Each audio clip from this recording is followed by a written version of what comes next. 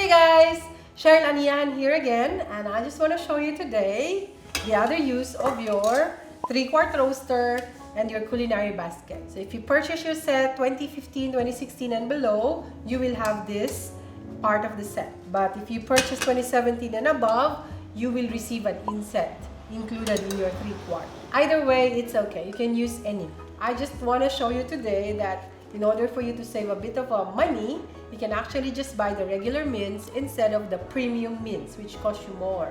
What you need to do is to use your culinary basket, add an inch of water in your 3-quart roaster, and defat using your mister. Leave a hole in the middle, like that, so that the heat will be spread out inside. And then for about 5 to 10 minutes, you can see so much fat went into the water below.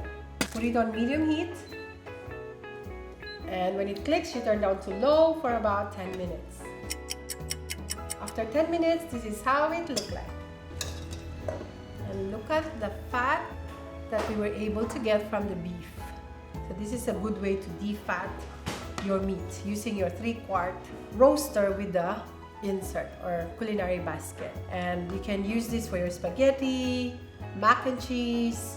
Thanks for watching, and if you found this video helpful, hit the like and subscribe button. Bye!